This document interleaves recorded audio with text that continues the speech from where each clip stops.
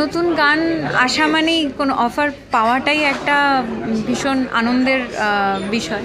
তারপরে সেটা যখন এরকম মাকে ঘিরে যখন কোনো গান, সেটা তো মানে আরোই আনন্দের। ভীষণ ভীষণ আনন্দ হয়েছিল এবং গানটা শুনেই আমার খুব ভালো লেগে গিয়েছিলো আর কি, সেজন্য খুব ভালোবাসা দিয়ে গানটা গাইতে পেরেছি। একদম একদম। এটা তো আমি গানটা যখন গেয়েছিলাম তখন জানতাম না, গানটা গাওয়ার অনেক পরে জানতে পারি যে অপাদি থাকছেন এবং প্রিয়াঙ্কা থাকছে, তো সেটা তো উপরি পাওনা। ভীষণ ভালো লেগেছে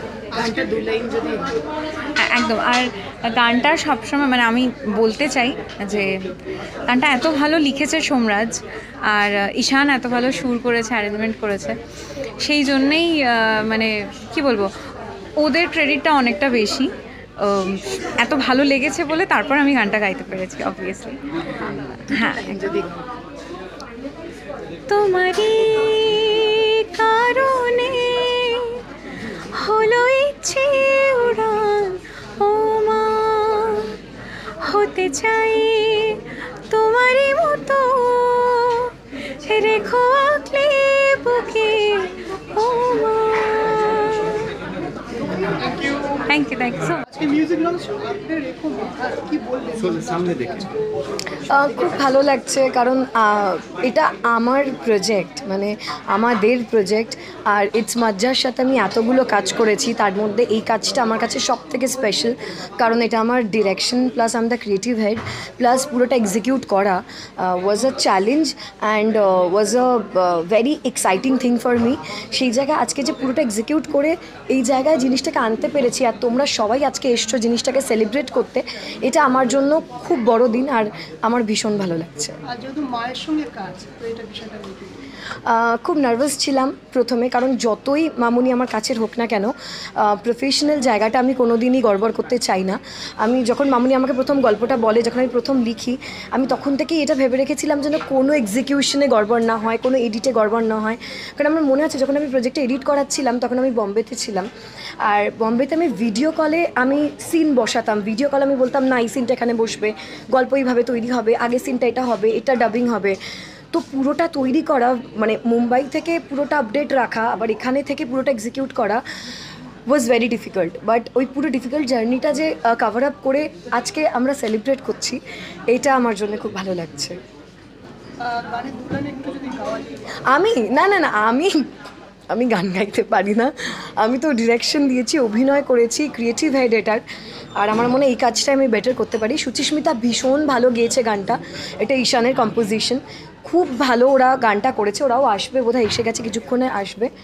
আর ওরা যখন আসবে তখন ওদেরকে প্লিজ গাইতে বলো, ওরা খুব ভালো গাইবে আমি আশা করছি। দর্শকদের উদ্দেশ্যে কি বলবেন? দর্শকদের উদ্দেশ্যে এটাই বলবো যে মামুনিকার আমাকে মানুষ এত ভালোবাসা দেয় যে তুমি অপাদির মেয়ে, আমি এটা এত শুনেছি। অ্যাকচুয়ালি আমার মায়ের মুখের সাথেই যত না মিল, তার থেকেও বেশি আমার মামুনির মুখের সাথে মিল, হাবভাবে মিল। সো সেই মিল থেকে জানি না পুরো জিনিসটা তৈরি হয়েছে। আর আমি বারবার আমার চোখের পোস্টারটাই যাচ্ছে, আর অ্যাকচুয়ালি আমাদেরকে এত সুন্দর লাগছে পুরো গানটায় দেখতে। We are exactly looking like daughter and mother. আর সেই বন্ডিংটা যে আমরা অনস্ক্রিন কতটা করতে পেরেছি সেটা তো দর্শক বলবে আর তোমরা বলবে। তাই দর্শকদের এটাই বলবো যে আপনারা যেভাবে ভালোবাসা দিয়েছেন সেই ভালোবাসা থেকেই আজ আমরা একটা প্রজেক্ট তৈরি করতে পেরেছি। আপনারা এই গানটাকে অনেক ভালোবাসা দিন, আর আপনাদের কেমন লাগলো, কারণ আমার প্রথম ডিরেকশন, সেটাও আপনারা জানাবেন। এটা সবাই ভাবে, আর আমি চাই এটা সবাই ভাবুক, আমরা চাই যে এটাই সবাই ভাবুক। কারণ শুধু যে বায়োলজিক্যালি কাউকে জন্ম দিলে সেটাই যে মা মেয়ে হয় তা তো নয়, সন্তান এবং মায়ের সম্পর্ক অনেক ঊর্ধ্বে। সুতরাং সেই জায়গা থেকে আমরা সত্যিই মামি, এবং আমি চাই মানুষের মনে এটাই ছবি হয়ে থাকুক। আর বায়োলজিক্যালি যে সন্তান হলে যে একসাথে থাকে, তাহলে কিন্তু এত বাবা মা বৃদ্ধাশ্রমে থাকতো না। সো বায়োলজিক্যালি বলে কিছু হয় না, সবটাই মানুষের ভালোবাসা। প্রিয়াঙ্কা বলছিল যে মামুনির সঙ্গে এত ভালো সম্পর্ক, মানে কাজের বাইরেও, কিন্তু কাজের মাঝে মধ্যে একটু বকুনি দেয়, তারপরে আবার শ্বাসগুলো ঠিক করে দেয়। হ্যাঁ, বকাও খায় কাজের ক্ষেত্রে। অ্যাকচুয়ালি কাজের ক্ষেত্রে ওকে বকার প্রয়োজন হয় না, কারণ আমি ভুল করলেও সেটা বুঝতে পারি। আমার যদি মনে হয় কোনো শর্ট দিয়ে মনে হয় মনটা খুঁতখুত করছে, আবার নেবে মেয়েটা, না দরকার, তখন বলে মামুনি তুমি কি আরেকবার দেবে মা, শর্টটা কি আরেকবার দেবে। মানে ও বুঝতে পেরেছে যে আমি যেরকম আমার যারা প্রিয় মানুষ এই আমি আসছি, আমার এক বন্ধু সে কথা বলছে ফোনে, আমি বললাম তুমি আগে গিয়ে খাও, তোমার খুব খিদে পেয়েছে। এরকম আমি যেরকম বুঝতে পারি সেরকম ও বুঝতে পারে যে মায়ের এই শটটা দিয়ে ঠিক ভালো লাগেনি, আমাকে আরেকবার নিতে হবে। বোঝা যায় প্রিয়াঙ্কার ডিরেকশন একটু বলো। প্রিয়াঙ্কার ডিরেকশন মানে প্রিয়াঙ্কা যে ডিরেক্টর হিসেবে এক ভালো কাজ করেছে, নো ডাউট ভালো কাজ করেছে, কিন্তু আমার এই প্রোডাকশনটা করতে গিয়ে এরকম ছোট্ট প্রোডাকশন তো তার প্রতিবন্ধকতা অনেক থাকে, একটা মিষ্টি কিনতে গেলেও ভাবতে হয় আমাদের, তাই না? তো সেইখানে ও যেভাবে কাজটা করেছে আমার মনে হয়েছে ওভারঅল প্রোডাকশনটা করতে পারবে। কতটা আগলে রাখে তোমাকে?